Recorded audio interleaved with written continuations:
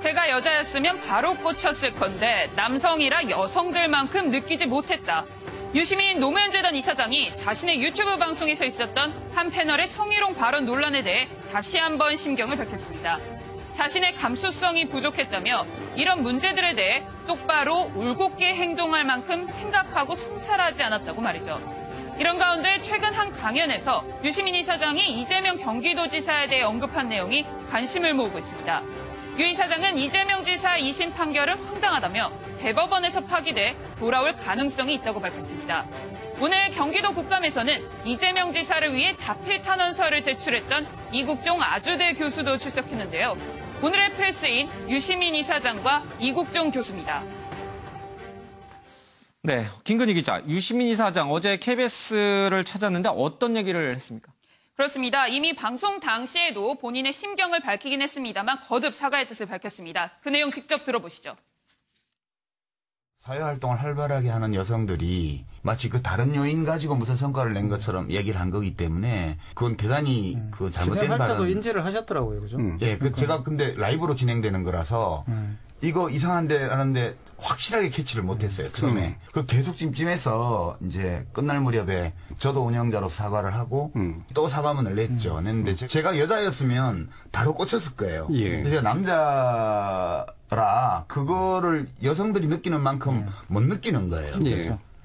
그날 밤을 거의 저도 잠을 잘 못 자고 생각을 해보니 그 약했던 거예요, 이 감수성이. 그래서 그런 반성이 굉장히 많이 됐고. 네, 유시민 이사장이 다시 한번 이 성희롱 발언과 관련해서 좀 사과하는 모습이었습니다. 또 KBS를 찾아가서 라디오 인터뷰에서 또 그런 얘기를 했습니다. 알겠습니다. 김근희 기자, 오늘 이국종 교수가 경기도 국감에 나왔는데 이재명 경기도지사를 위한 탄원서를 써줘서 좀 논란이 됐잖아요. 뭐라고 그랬습니까? 그렇습니다. 오늘 경기도 국정감사가 열렸는데 이 자리에 이국종 교수가 참석을 했습니다. 예. 그러면서 이 이재명 지사와 이국종 교수가 함께 악수를 하는 모습이 포착이 되기도 했는데요. 앞서 말씀하신 것처럼 이 이국종 교수는 과거에 이재명 지사에 대한 탄원서로 한때 논란이 되기도 했었는데요. 이것과 관련해 이국종 교수는 한 인터뷰에서 이재명 지사가 닥터 헬기 등을 도와줬기 때문이다. 나라가 잘 되라고 국정감사를 통해 치열하게 논의를 벌이는 것 아니냐. 사람 살리는 일에는 진보나 보수가 따로 있다고 생각하지 않는다라고 밝히기도 했습니다. 예. 그래서 이국종 교수 국민들로부터 상당히 좀 인기가 많은데 정치적 행위를 하는 것 아니냐 이런 오해도 사고 있는 모양입니다. 본인은 아니다. 이제 이렇게 얘기를 했죠. 좌도 우도 아니다. 유호정 기자, 서울시 국감에서는 박원순 서울시장과 또 이 자유한국당 의원들 사이에 고성이 오갔어요. 왜 그랬습니까? 네, 그렇습니다. 이 평양으로 수도를 옮기냐 이런 질문 때문에 고성이 오갔는데요. 예. 내용을 살펴보면 이 자유한국당 김석기 의원이 이 국정감사에서 박원순 서울시장에게 통일이 되면 수도를 평양으로 옮길 거냐 이렇게 물어봤습니다. 예. 그래서 박 의원이 이는 천만 서울 시민을 모독하는 질문이라면서 강하게 반발을 했거든요. 답변을 안 했다. 답변을 하라. 이렇게 하니까 이제 아니 그게 답하길 바라는 질문이냐 하면서 말이 안 되는 질문이다. 이렇게 하면서 반발을 했습니다. 예. 그러면서 제가 천만 시민을 대표하는데 예의가 아니다. 상식과 예의에 맞지 않는 질문이다. 이러면서 고성이 오가는 장면이 있었습니다. 예.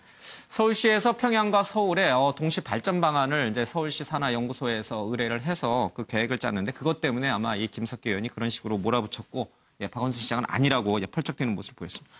이 의원님, 네. 이재명 지사, 박원순 시장 전부 이 여권의 차기 주자잖아요. 네. 그래서 그런지 몰라도 야당 의원들이 굉장히 민감하게 질의를 하는 것 같아요. 그렇죠. 지금 이제 조국 전 장관이 일단 사퇴를 했잖아요. 예. 또 이제 유시민 이사장도 이제 여러 가지 논란에 휩싸였고 아무래도 여권의 이제 대권 구도가 상당히 좀 급변하고 있는 것 같습니다. 예. 이재명 지사 같은 경우는 지금 항소심에서 300만 원을 선고받았거든요. 예. 대법원에 이제 올라가는데 대법원은 아마 법률심이기 때문에 사실은 이게 확정이 된다면 일단 이재명 지사도 지사직을 내놔야 됩니다. 예. 그러면 박원순 시장밖에 없는 상황이지 않습니까? 예. 이제 구도 자체가 그러면 상당히 복잡해지니까 아마 이제 유시민 이사장 입장에서는 이재명 지사를 좀 적극적으로 돕겠다는 그런 생각이 갖고 한 명이라도 살려야 그렇죠. 된다. 박원순 시장도 예전과는 좀 달리 굉장히 공격적으로 좀 답변하는 것 같아요. 예. 그러니까 또 자신의 아들, 자신 딸 문제도 마찬가지고 그런 걸 보면 조금씩 이제 뭐 체급을 좀 높이는 단계 아닌가, 좀 예해를 하는 단계 아닌가. 예. 야당에 대해서 그렇게 호락호락하게 어떤 좀 당하지 않겠다. 뭐 그런 입장인 것 같습니다. 앞으로 아마 여권의 이 대권 경쟁도 상당히 좀 재미있는 꿈수석이 있는 것 같습니다. 예.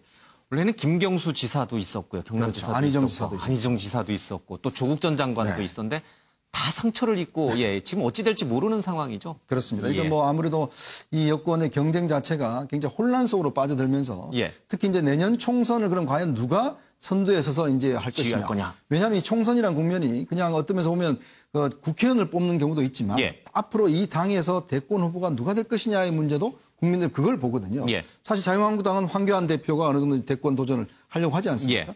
그렇다면 지금 이 민주당은 이해찬 대표는 사실 대권 도전 뜻이 없죠. 예. 그럼 누구를 선대위원장으로 내세울 것이냐. 이낙연 총리가 내려올 것이냐. 뭐 등등 해서 아마 그 지점이 지금 이번 원래 국정감사 끝나면 본격적이 되지 않을까 싶습니다. 알겠습니다. 예, 정치권이 내년 총선 준비에 바빠지는 모습입니다.